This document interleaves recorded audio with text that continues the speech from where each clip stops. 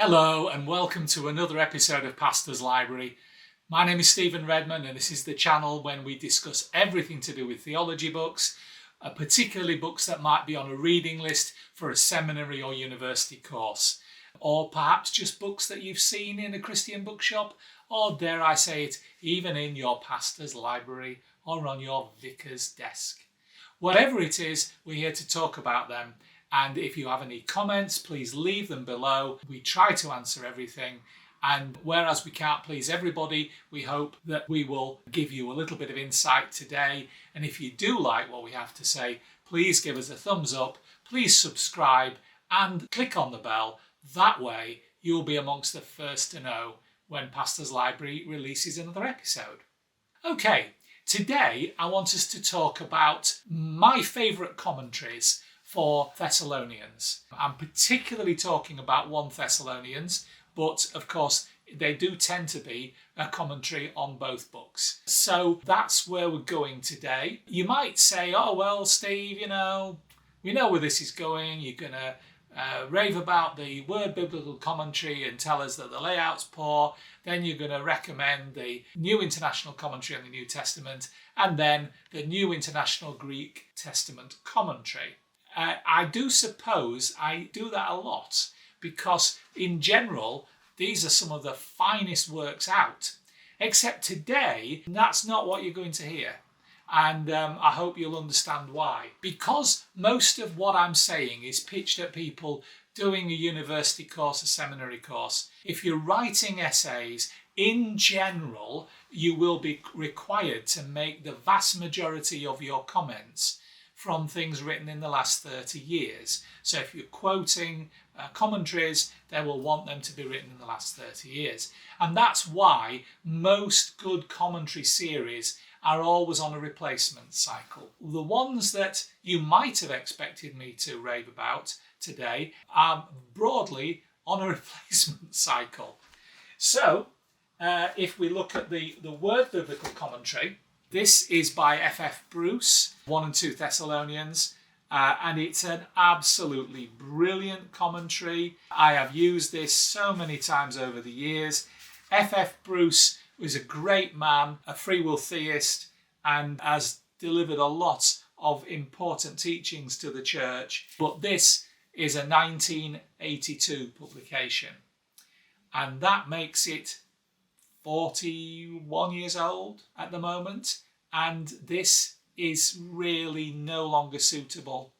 It has a follow-up volume on the Word Biblical Themes series, which is written by Leon Morris. That's still at the back end of the 80s. So whereas these are good books for study, and if you see them cheap in a second-hand bookshop, don't hesitate to buy them, they're very good.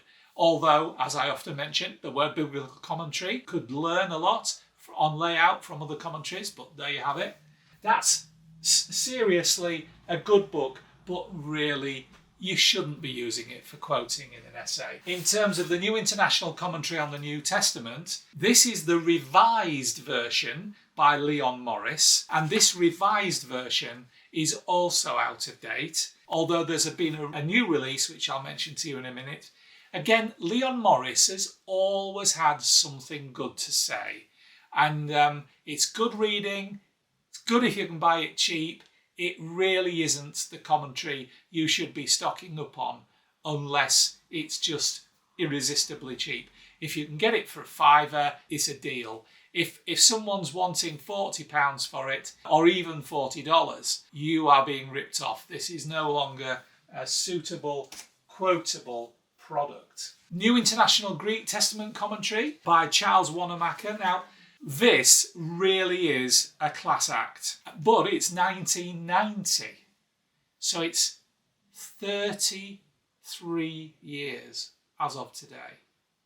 That's too old for most quotations in most essays.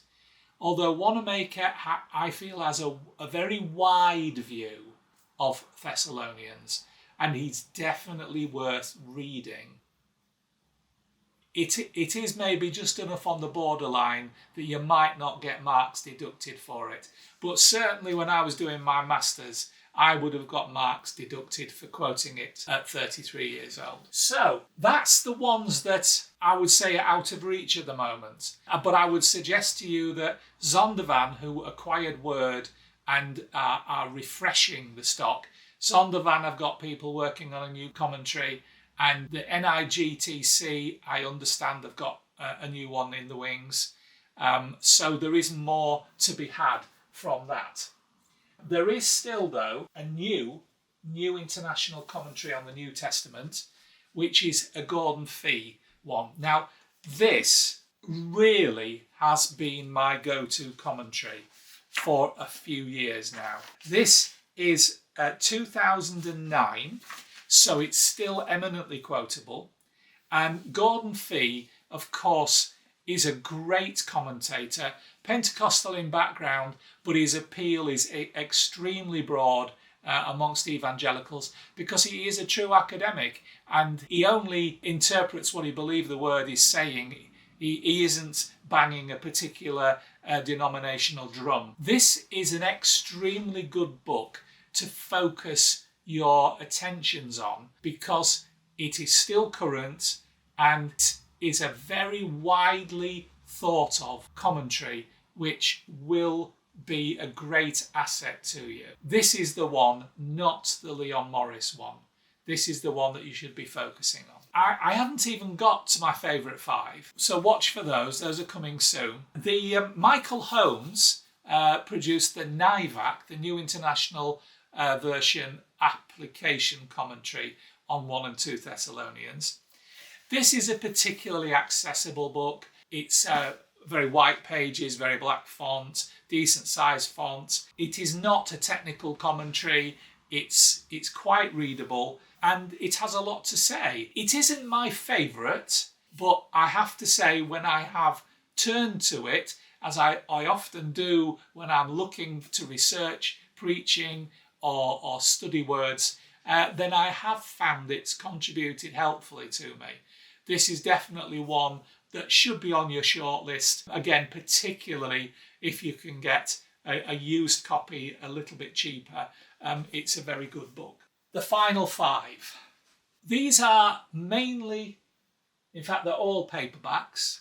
They are all generally more achievable in price than some of the top brand commentaries. But these, I have to say, I have found them all very rich pickings. All of these commentaries have, in fact, all the ones I've already mentioned, and these two, will have an academic view of that part of 1 Thessalonians 4 that people normally refer to as the Rapture, which is in the way that it has been promoted by Edward Irvine in 1830, really was the first person to largely promote it as an idea, which he passed on to John Nelson Darby, who then got that into the Schofield Bible in the notes. And the Schofield Bible came to the church at a time when liberalism was rife in seminaries, and the Schofield became the go-to Bible for evangelicals for a long, long time. And of course, with that, Darbyism's view of dispensationalism, and out of that, the doctrine of the rapture became very, very strongly rooted, particularly in the American church, but also in the worldwide church. And you have to ask yourself, how is it that Irving and Darby were the first people really to promote the idea of a rapture in the sense of Tim LaHaye's Left Behind books? Why did it take till 1830 for God to get this message through to the church? And when you ask the question that way, you have to answer it with, hang on, there's got to be something wrong here, because how can God have left us almost 2,000 years without a good understanding of his message, of his book?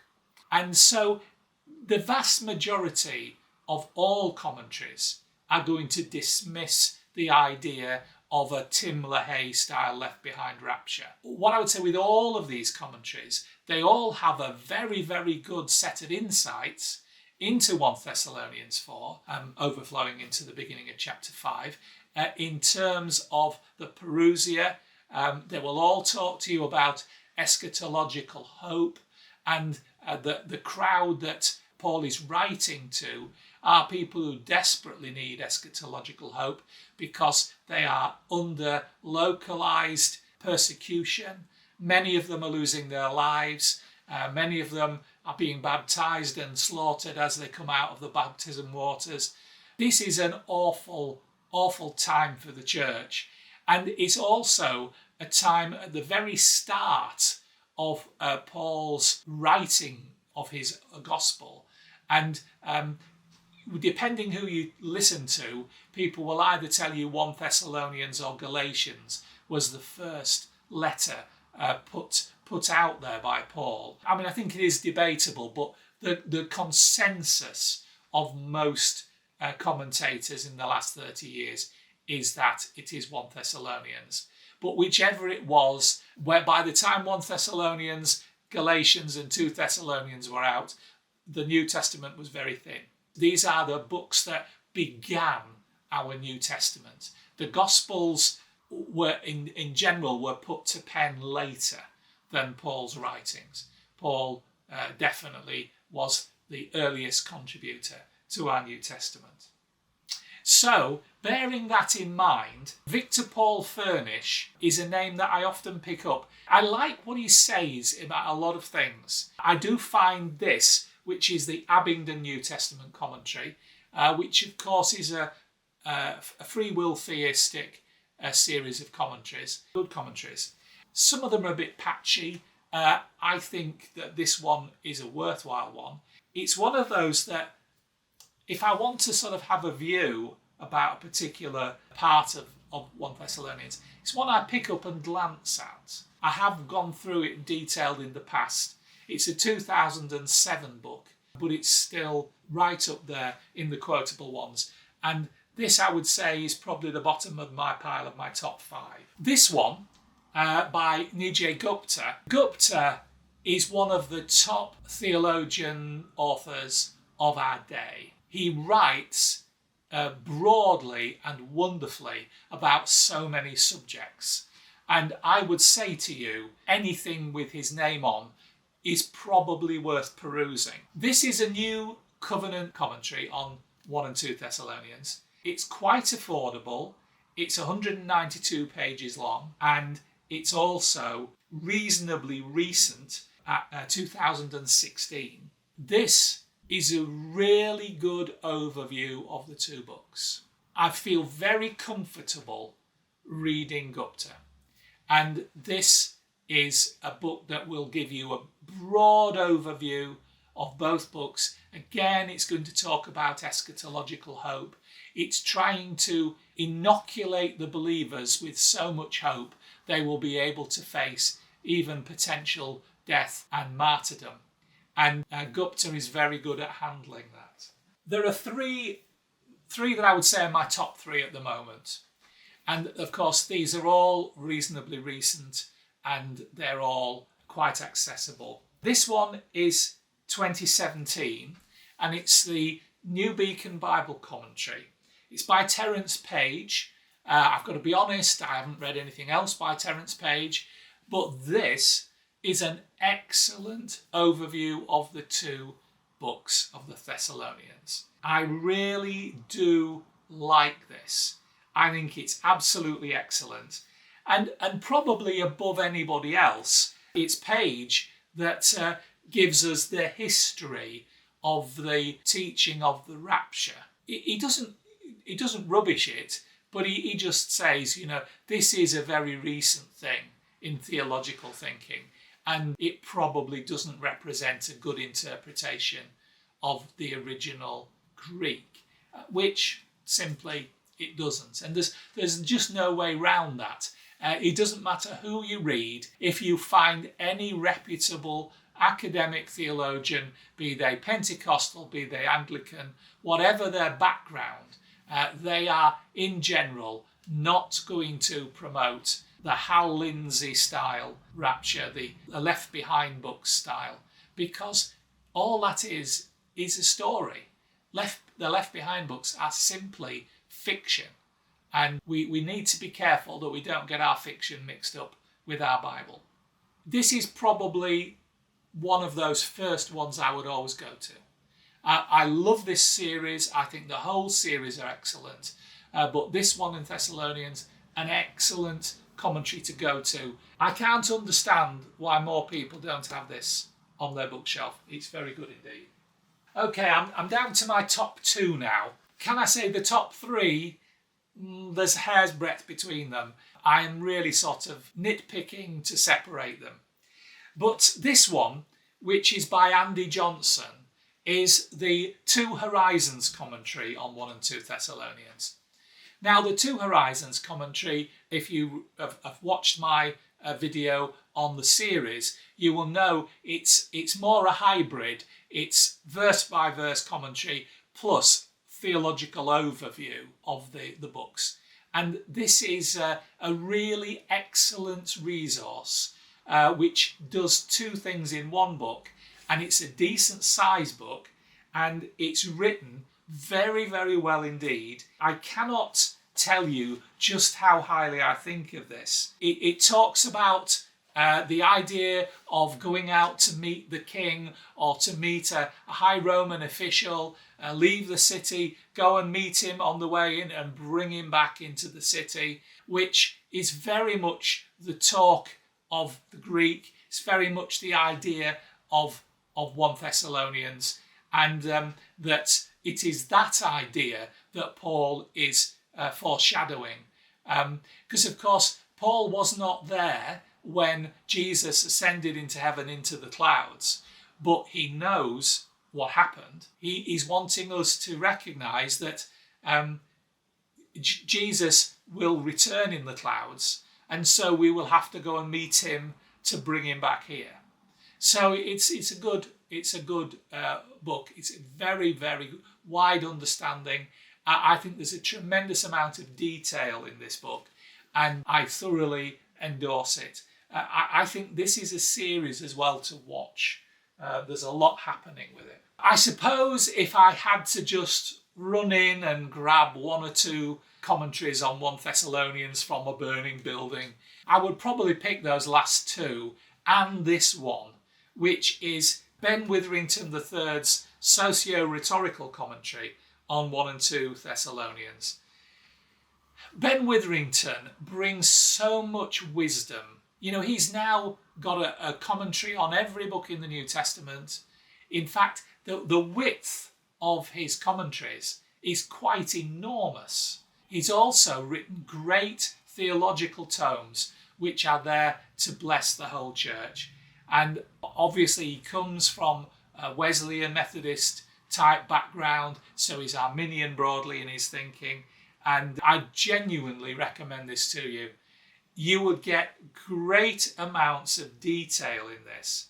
And for example, one thing that he offers in 1 Thessalonians is he has a step-by-step table showing which verses in 1 Thessalonians 4 and 5 equate to verses in Matthew's Gospel in chapter 24. He will bring together both of these and say, let's look at these comparisons. And there's an awful lot to be gained from that. I'm not suggesting that he is saying, oh, this is just a repeat of Matthew, because Ben Witherington is very much a man of, you know, let John be John, let Luke be Luke, let Matthew be Matthew, and so on, and let Paul be Paul.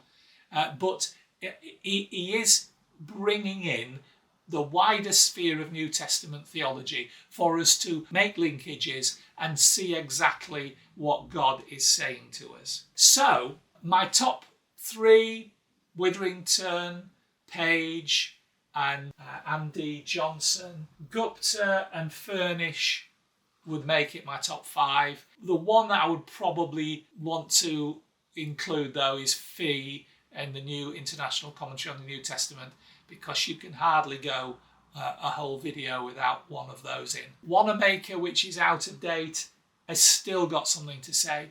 Please don't go away thinking that I'm rubbishing things that are over 30 years old. I am just trying to tell you that if you go away to university with piles of books that are over 30 years old, you will find you're still going to the library to find something to quote from, because you will find that that is not, in general, the acceptable standard. But there are some great commentaries out there, even though today the ones I have selected as my top 5 are maybe not the ones that, in terms of branding, that I would normally have shouted about, but they are up to date and they're offering a very, very good level of thinking and theology, for which we thank God. So I hope today that's helped you. If it has, please remember to give us a thumbs up. If you haven't subscribed already, please subscribe. It does help the algorithm, as the saying goes, and it just allows us to reach more people. And if you do click on the bell, you'll be amongst the first to know we've released another episode. So until next time, I'll just say bye.